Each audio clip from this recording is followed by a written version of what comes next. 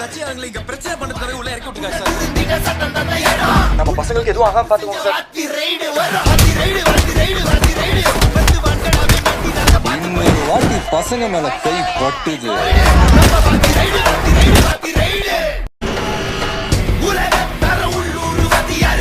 50-60 கட்சி அவங்களை இங்க பிரச்சனை பண்றதுக்காக உள்ள இறக்கி விட்டுருக்காங்க சார்.